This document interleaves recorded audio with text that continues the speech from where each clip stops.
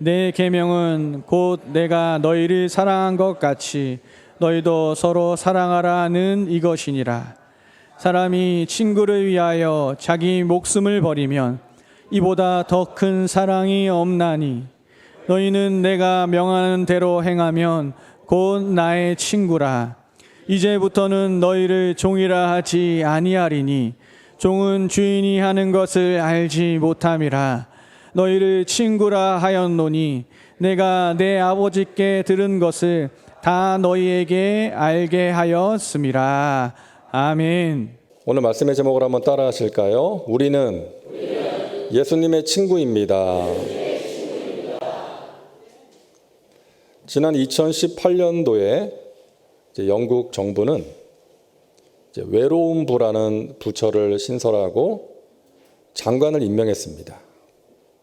보시는 화면은 당시 총리였던 테리사 메이 총리가 외로움부 신설을 발표하고 또 장관을 임명하겠다는 그런 발표를 하는 장면인데요. 개인의 고독과 고립 문제를 정부가 나서서 해결해 보겠다는 취지로 설립한 부처입니다. 외로움부. 여러분이 외로움이라는 것은요, 하루 담배 15개 피를 피우는 정도로 우리의 건강에 해롭다는 그런 연구 결과가 있습니다. 혼자 살다가 세상을 떠나는 고독사도 요즘 사회 문제로 대두되고 있고요. 그래서 이 외로움이라는 것을 사회적인 문제로 규정을 하고 많은 예산을 투입해서 이 문제를 해결하기 위해서 노력을 하고 있다는 것입니다. 이 문제를 알리기 위해서 단편 영화를 만들고 광고를 만들고 캠페인을 하고 또 상담소와 상담 프로그램을 마련하고 또 함께 고민을 나눌 수 있는 커뮤니티도 만들고 또 혼자 사시는 노인분들의 교통 문제를 해결해 드리는 등의 노력을 하고 있다 하는 소식을 들었습니다. 여러분, 영국뿐만이 아니죠. 전 세계 모든 사람들이 이 외로움을 느끼고 있습니다. 우리나라도 언제부터인가 혼밥, 혼술 그러면서 혼자 밥을 먹고 혼자 술을 마시는 사람들이 많아졌잖아요. 그런 사람들을 위한 식당과 술집도 생기고 있습니다. 그러니까 혼자 사는 1인 가구가 급증하고 있는 거예요. 물론 혼자만의 시간을 즐기는 사람도 있겠지만 반대로 외로움 속에서 살아가는 사람들이 많이 있는 것입니다. 특히 최근 몇 년 동안 이 코로나로 인해서 사람들과의 접촉이 줄어들면서 이 외로움을 느끼는 사람들이 더욱 많아지고 있습니다. 특히 고령자들이 이 외로움을 또 많이 느끼고 있다는 거예요. 자녀들 출가하고 또 배우자가 세상을 떠나고 외로움 속에서 혼자 살아가거나 반려동물을 키우면서 외로움을 달래고 있는 것입니다. 그래서 여러분, 나이가 들수록 이 사람들과의 관계가 단절되면 안 돼요. 친구가 필요합니다. 그런 차원에서 교회 공동체가 소중한 것이죠. 우리가 함께 하나님을 예배하고 교제하면서 외로움을 이겨낼 수 있어야 됩니다. 우리가 서로에게 좋은 친구가 되어줘야 하는 것입니다. 자, 오늘 말씀을 보면 우리 예수님께서 참 놀라운 말씀을 하시잖아요. 자, 15절 말씀을 우리 같이 읽겠습니다. 이제부터는 너희를 종이라 하지 아니하리니 종은 주인이 하는 것을 알지 못함이라. 너희를 친구라 하였노니 내가 내 아버지께 들은 것을 다 너희에게 알게 하였음이라. 아멘.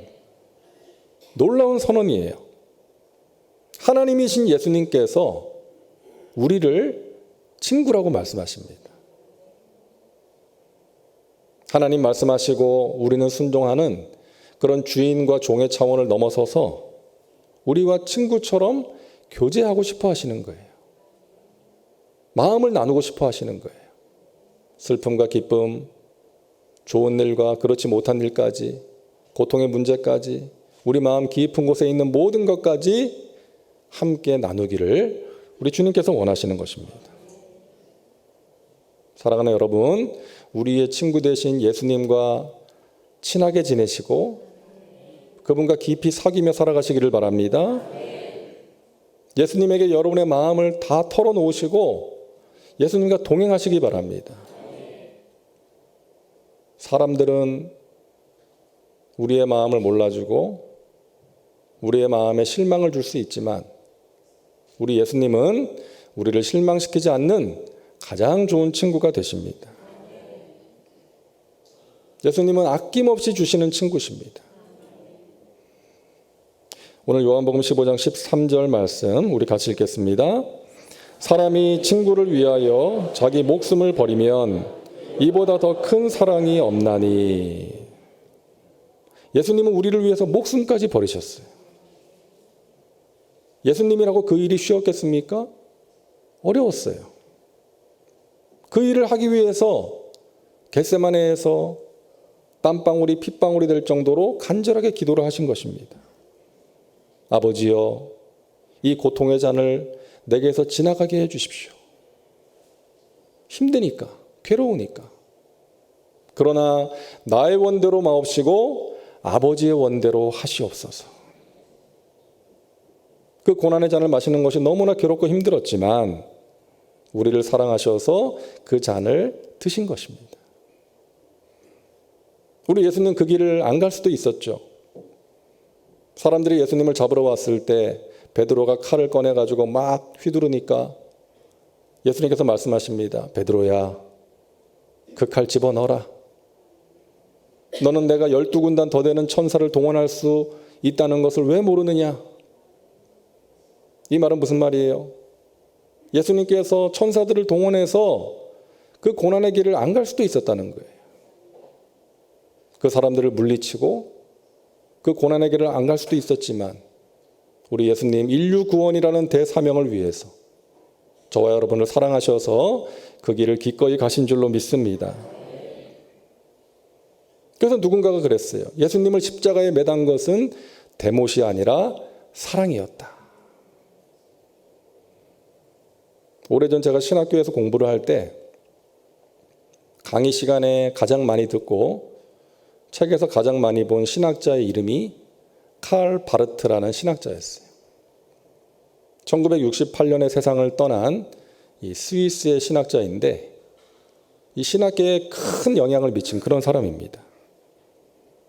이 칼 바르트가 어느 날 시카고 대학교에서 강의를 했어요.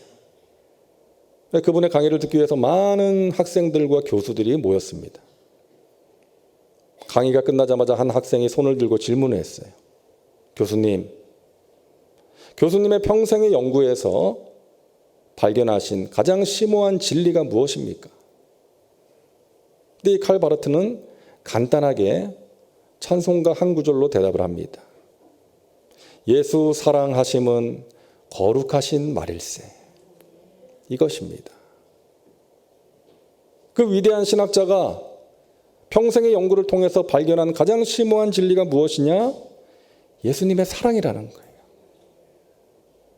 너무나 평이한 대답이었지만 가장 심오한 진리, 위대한 진리인 것이죠. 여러분, 인류 역사상 많은 사람들에게 큰 영향을 끼친 훌륭한 성현들은 많이 있습니다. 깊은 수양을 통해서 진리를 깨우치고 그것을 사람들에게 가르친 그 위대한 가르침, 훌륭한 가르침을 전한 그런 사람들은 있어요. 그런 사람들로 인해서 각종 종교가 만들어진 것이죠. 하지만 내가 너희 죄를 위해서 이 땅에 왔고 너희의 죄를 위해서 죽는다라고 하신 분은 예수님밖에 없는 것입니다. 내 친구가 나를 위해서 신장 하나를 떼어준다 그래도 평생 잊을 수 없는 너무나 감사한 일 아닙니까? 근데 하나님이신 예수님께서 이 땅에 낮고 천한 인간의 모습으로 오셔서 우리를 위해서 희생 제물이 되사 십자가에 달려 죽으신 것입니다. 우리를 위해서 생명을 주신 거예요. 생명까지 아끼지 않으신 예수님께서 우리에게 무엇을 아끼시겠습니까?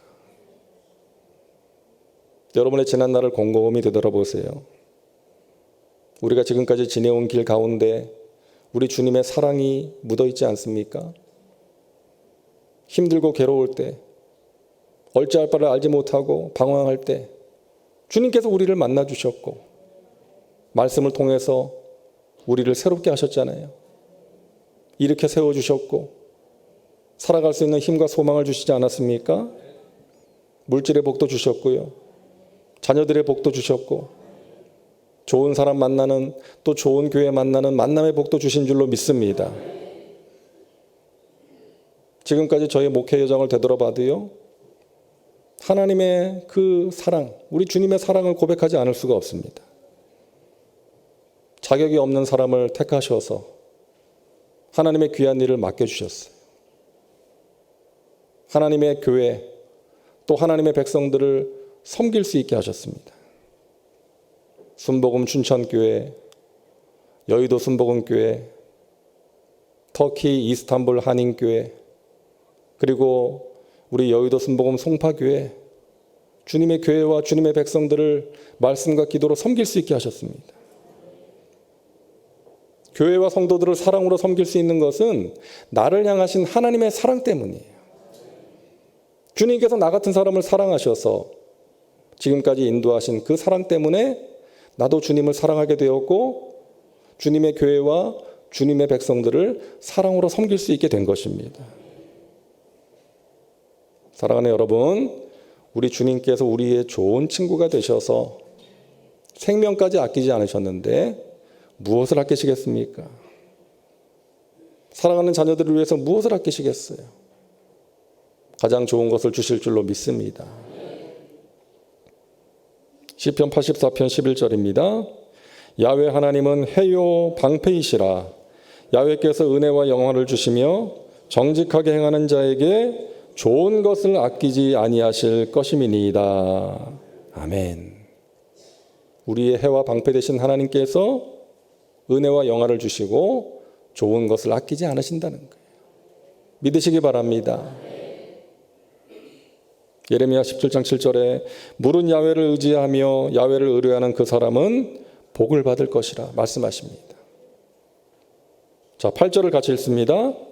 그는 물가에 심어진 나무가 그 뿌리를 강변에 뻗치고 더위가 올지라도 두려워하지 아니하며 그 잎이 청청하며 가무는 해에도 걱정이 없고 결실이 그치지 아니함 같으리라. 아멘.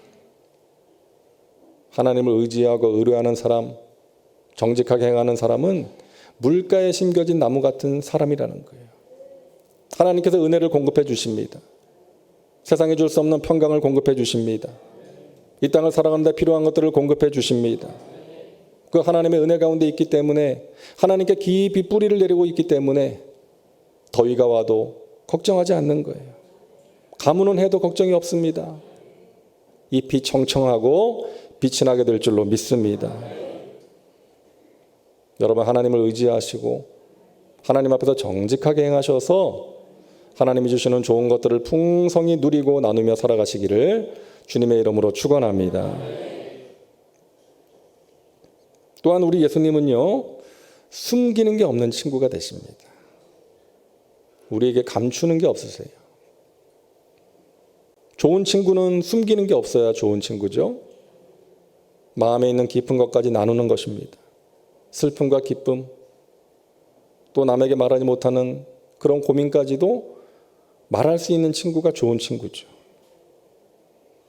그런데 사람 친구한테는 모든 것을 나눈다는 것이 조심스러울 때가 있어요. 내가 이런 말하면 그 사람이 어떻게 생각할까? 또 다른 사람한테 혹시나 말하지는 않을까? 조심하게 되는 거죠. 하지만 우리 예수님에게는 모든 것을 말씀드릴 수가 있는 거예요.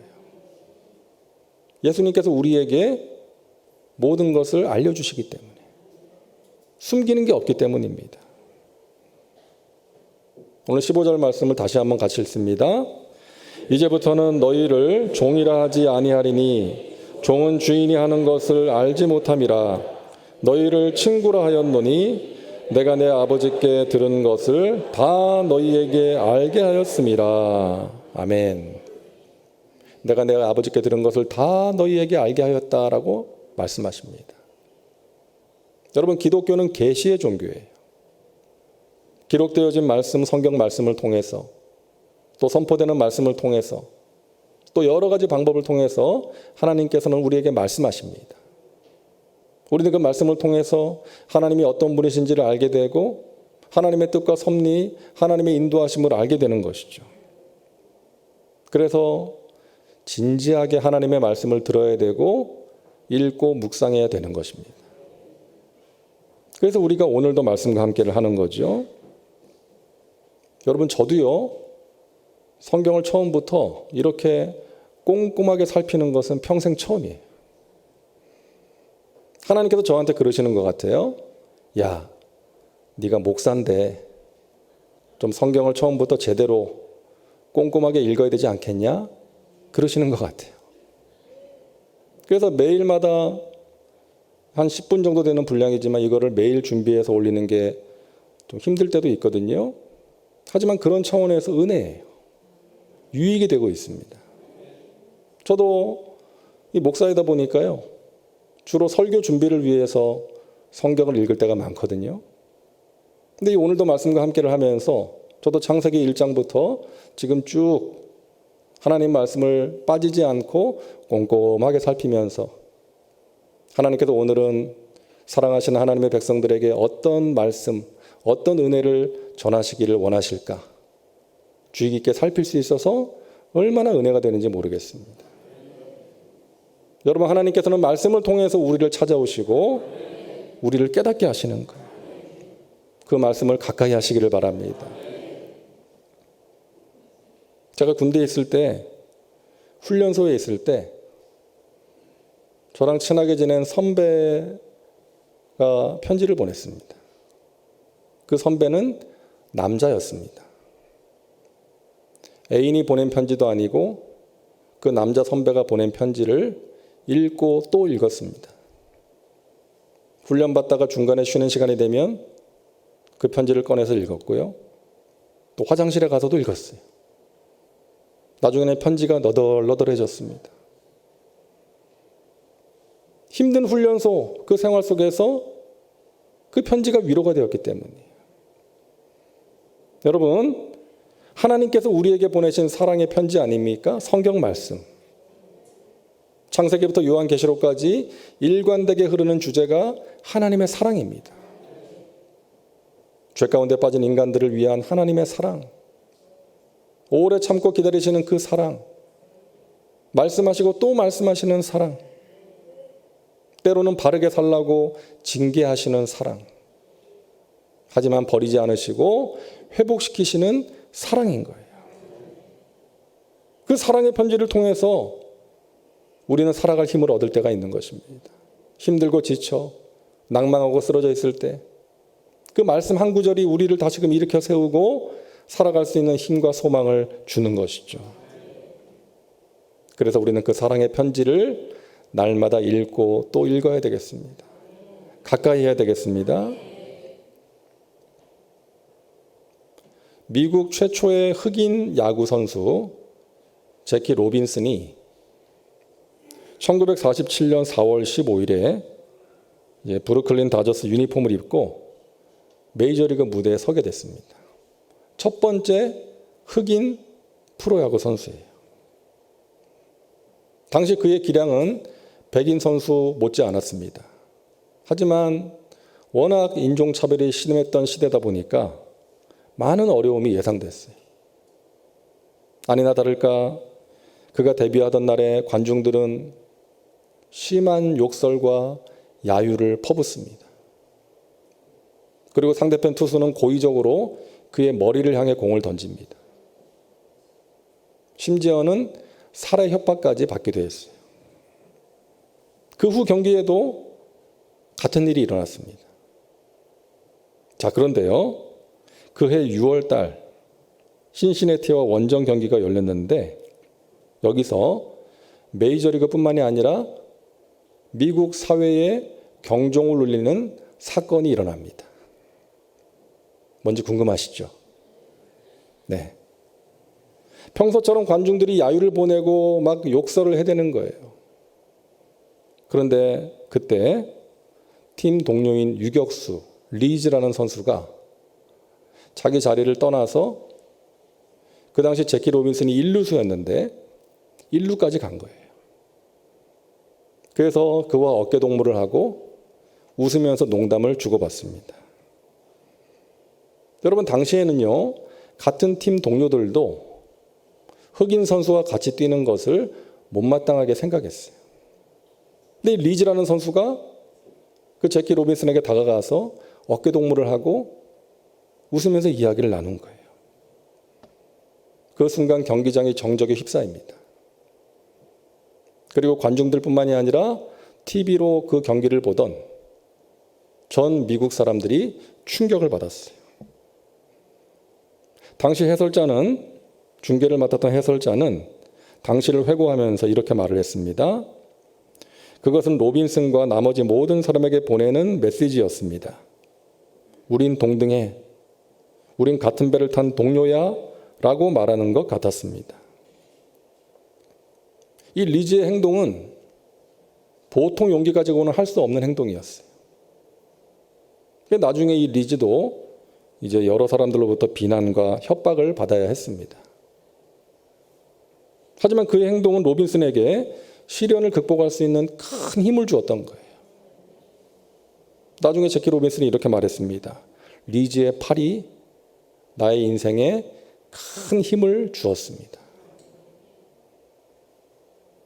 지금도 여러분, 그 두 사람의 그 일을 기려가지고 저렇게 동상도 만들었고, 이 리즈의 어깨동무 사건은 미국 프로야구 역사상 가장 위대하고 아름다운 장면으로 사람들이 기억하고 있는 것입니다.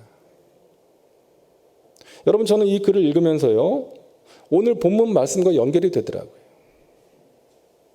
사람들이 다 미워하고 야유를 보낼 때 이 리즈라는 선수가 제키 로빈슨에게 다가가서 어깨동무를 하고 힘과 위로가 되었던 것처럼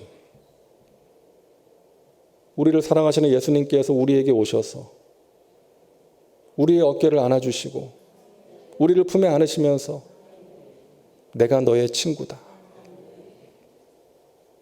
다른 사람들이 다 너를 외면해도 나는 너와 함께한다. 우리가 예수님을 눈으로 볼 수 없고 손으로 만질 수는 없지만 기록된 말씀을 통해서 우리가 예수님의 음성을 들을 수 있는 거 아니겠어요? 내가 너와 함께하니 두려워하지 말아라. 놀라지 말아라. 너가 물 가운데를 지날 때, 인생의 불 가운데를 지날 때 내가 반드시 너와 함께할 것이다. 네 곁에서 내가 너에게 힘을 줄 거야.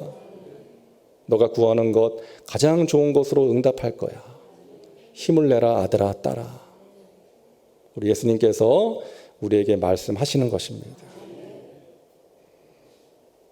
사랑하는 여러분, 우리 예수님은 우리에게 가장 좋은 친구이십니다. 소중한 것을 아낌없이 주셨고 우리를 사랑하심으로 말씀해 주시고 우리의 마음 깊은 곳까지 다 이해해 주시는 분이십니다. 자, 그렇다면 우리는 그런 예수님께 좋은 친구인가 하는 것이죠. 우리 자신에게 질문해 볼 필요가 있는 것이죠. 예수님은 나를 사랑해서 목숨까지 아끼지 않고 주셨는데 그런 예수님에게 나는 좋은 친구인가 하는 것입니다. 우리를 향해서 예수님이 말씀하십니다. 사랑하는 아들아 딸아 네가 나를 사랑하느냐? 내가 너를 이렇게 사랑하는데 너는 나를 사랑하느냐? 이 질문 앞에서 자신 있게 대답할 수 있는 사람이 얼마나 되겠습니까? 저도 자신 있게 대답할 수가 없어요. 여러분, 우리의 마음이 베드로의 마음 아니겠습니까? 베드로가 예수님 3번 부인하고 예수님 십자가에서 돌아가신 후에 예전처럼 갈릴리 바다로 돌아가서 고기를 잡습니다. 부활하신 예수님이 그런 베드로를 찾아가시죠. 그리고 물으십니다. 베드로야, 네가 나를 사랑하느냐? 예전 같았으면 베드로가 그랬겠죠. 주님 무슨 말씀하십니까? 제가 당연히 주님 사랑하죠. 하지만 그때 베드로는 그럴 수가 없었죠. 예수님 3번이나 부인했으니까. 예수님께 죄송한 마음 때문에 예수님 눈도 쳐다보지 못했을 것 같아요. 부끄럽고 죄송해서. 하지만 베드로의 마음은 예수님으로 가득 차 있었죠. 그래서 벅차오르는 가슴을 짓누르면서 말씀드렸을 것 같아요. 주님, 제가 주님 사랑합니다. 제가 주님 사랑하는 거 주님 아시지 않습니까? 저와 여러분이 베드로 같은 사람들 아닙니까? 예수님의 놀라운 사랑을 받았지만 예수님을 부인할 때도 있고요. 육신의 정욕, 안목의 정욕, 이생의 자랑을 따라 살아갈 때도 있습니다. 예수님의 기쁨이 되기를 원한다고 하지만 예수님 마음에 아픔을 드릴 때도 있고 예수님의 말씀대로 살지 못할 때도 많이 있잖아요. 예수님과 함께 살아가지 못하고 내 마음 문 밖에 예수님을 세워둘 때도 있지 않습니까? 그래서 너가 나를 사랑하느냐? 이 예수님의 말씀 앞에서 자신 있게 대답을 할 수가 없는 거예요. 부끄러워지는 거예요. 하지만 우리가 예수님 없이는 살 수 없잖아요. 예수님 사랑하잖아요. 그래서 말씀드리는 거죠. 주님, 제가 주님 사랑합니다. 제가 주님 사랑하는 거 아시지 않습니까? 그러면서 우리가 베드로처럼 살아가는 거 아니겠습니까? 사랑하는 여러분, 예수님을 이전보다 더욱더 사랑하는 저와 여러분 되시기를 바랍니다. 예수님을 사랑한다는 것은 첫째로 친밀함입니다. 친밀함. 로렌스 형제가 하나님의 임재 연습이라는 책에서 이렇게 말합니다. 어떤 사람과 친해진 뒤에야 그 사람을 사랑할 수 있습니다. 그리고 어떤 사람과 친해지려면 그 사람을 자주 생각해야 합니다. 우리가 예수님을 사랑한다는 것은 예수님과 친하게 지내는 거예요. 그리고 우리 삶의 자리에서도 예수님을 생각하는 것입니다. 예수님의 뜻이 무엇일까? 예수님이 무엇을 기뻐하실까? 예수님이라면 어떻게 하실까? 생각하면서 살아가는 것입니다. 그리고 예수님을 사랑한다는 것은요, 헌신입니다. 예수님을 사랑하기 때문에 무언가를 드리고 싶어지는 거예요. 사랑하니까 드리고 싶은 거예요. 자신의 결혼을 위해서 준비해둔 그 값비싼 향유 옥합을 깨뜨려서 예수님 발에 부어드린 마리아처럼 내가 사랑하는 예수님을 위해서 나에게 있는 소중한 것을 아낌없이 드리는 것입니다. 왜 주님께서 우리에게 헌신하라고 하실까요? 주님은 우리의 도움이 필요한 분이 아닌데, 우리의 시간과 돈이 필요한 분이 아닌데 왜 자꾸 드리라고 하시는 것일까요? 우리의 마음을 원하시는 거예요. 우리 마음만은 주님께서 마음대로 할 수가 없기 때문에 그런 것입니다. 하나님이 아브라함에게 그 귀한 아들 이삭을 왜 바치라고 하시는 거예요? 우리 하나님이 뭐 재물이 부족해서 그러시겠습니까? 뭐 인신 재물을 받기를 원해서 그런 게 아니잖아요. 아브라함의 마음을 원하신 거예요. 확인하고 싶었던 거죠. 아브라함아, 네가 나를 사랑하느냐? 네 아들 이삭보다 네가 나를 더 사랑하느냐? 이 세상의 그 무엇보다 나를 사랑하느냐? 그것을 하나님께서 확인하신 거예요. 여러분, 주님께서는 우리의 마음을 원하십니다. 우리의 마음을 받고 싶어 하세요. 우리 예배가 하나님을 사랑하는 마음으로, 감사하는 마음으로 드리는 예배가 될 수 있기를 바랍니다. 주님을 위해서 하는 봉사, 헌신, 모든 것이 마찬가지. 하나님을 향한 그 귀한 마음으로 헌신, 봉사하는 여러분 되시기를 바랍니다. 최선의 것으로 드리시기를 바랍니다. 그리고 하나님을 사랑한다는 것은, 예수님을 사랑한다는 것은 사랑을 실천하는 것입니다. 우리가 예수님 사랑한다는 것을 어떻게 알 수 있어요? 요한복음 14장 21절에 보니까 나의 계명을 가지고 지키는 자라야 나를 사랑하는 자다라고 말씀하십니다. 예수님의 계명을 지키는 자가 예수님을 사랑하는 자다. 예수님의 계명이 뭐예요? 요한복음 15장 12절입니다. 우리 같이 읽을게요. 내 계명은 곧 내가 너희를 사랑한 것 같이 너희도 서로 사랑하라 하는 이것이니라. 아멘. 너희도 서로 사랑하라 하는 이것이니라.